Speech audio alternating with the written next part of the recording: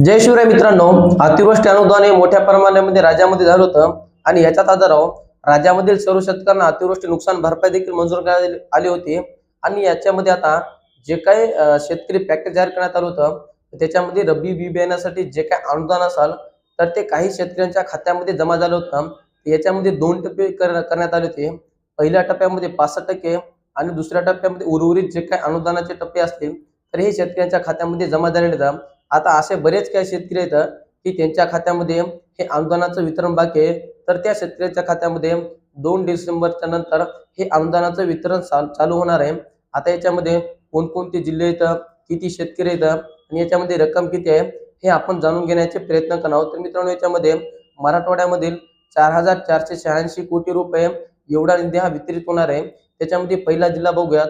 पहिला जिल्ह्यामध्ये छत्रपती संभाजीनगर आणि छत्रपती संभाजीनगर जिल्ह्यामधील 6,88,000 एवढे शेतकरी पात्र आहेत आणि त्या शेतकऱ्यांना 608 कोटी रुपये हे त्यांच्या खात्यामध्ये जमा होणार आहेत। त्याच्यानंतर पुढचा जिल्हा म्हणजे हिंगोली जिल्हा।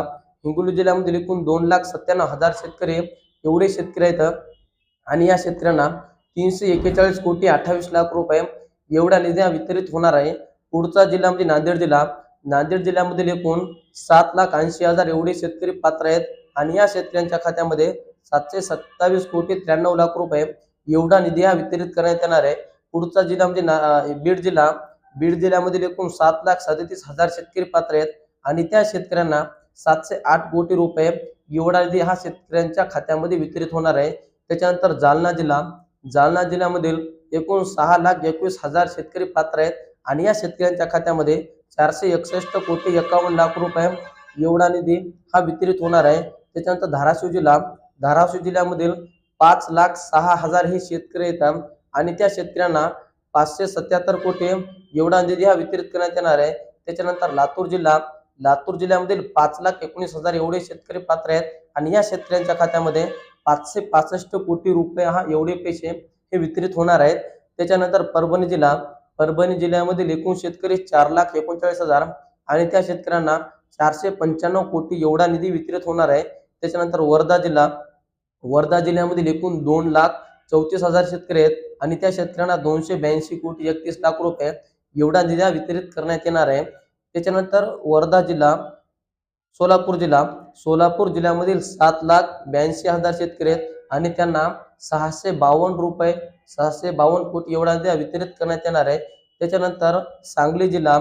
सांगली जिल्ह्यामधील 1,61,000 शेतकरी आहेत आणि त्यांना 99 कोटी रुपये एवढे पैसे हे त्यांच्या खात्यामध्ये जमा होणार आहेत। त्याच्यानंतर कोल्हापूर जिल्ह्यामधील एकूण 43,291 शेतकरी आहेत आणि त्यांना 10 कोटी 88 लाख रुपये एवढे पैसे मिळणार आहेत। त्याच्यानंतर पुणे जिल्हा।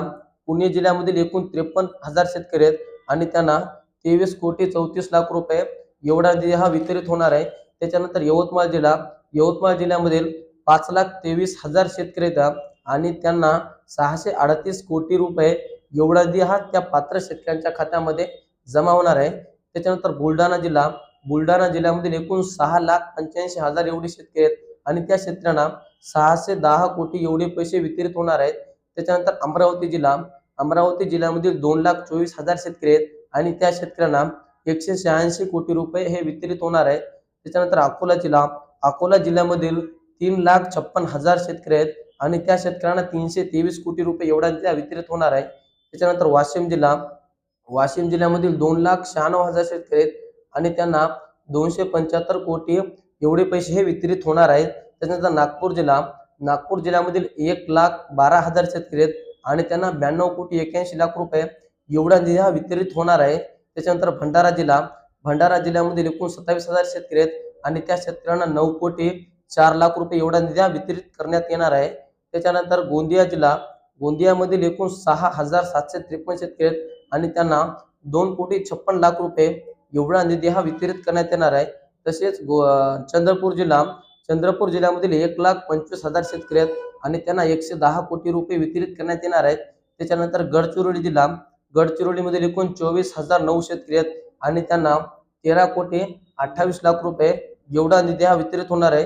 तसेच विदर्भामध्ये 2,264 कोटी रुपये आणि मराठवाड्यामध्ये 4,486 कोटी रुपये एवढा निधी 2 डिसेंबरच्या नंतर राज्यातील जे काय उर्वरित शेतकरी आहेत की त्यांच्या खात्यामध्ये अद्याप देखील जमा झाला नाही, तर त्यांच्या खात्यामध्ये जमा होणार आहे. हे होतं महत्वाचं अपडेट, जे की उर्वरित शेतकऱ्यांच्या खात्यामध्ये हे रब्बी बी बियाण्याचं अनुदान हे त्यांच्या खात्यामध्ये कधी जमा होणार आहे हे की आपण या व्हिडिओच्या माध्यमातून जाणून घेण्याचे प्रयत्न केलेत.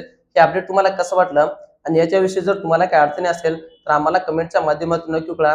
आणि सर्वात महत्त्वाचं म्हणजे तुम्ही जर आमच्या चॅनल जर नवीन असाल तर या बाजूला दिसत असलेल्या लाल काळ्या पिवळ्या जे काही सबस्क्राईबचं बटन आहे त्यावरती क्लिक करा, जेणेकरून तुम्ही आमचे सबस्क्राईबर व्हा आणि इथून येणाऱ्या सर्व नवनवीन अपडेट तुमच्यापर्यंत पोहोचत राहतील. चला तर मित्रांनो, भेटत राहू नवीन माहितीसह नवीन व्हिडिओसह. धन्यवाद.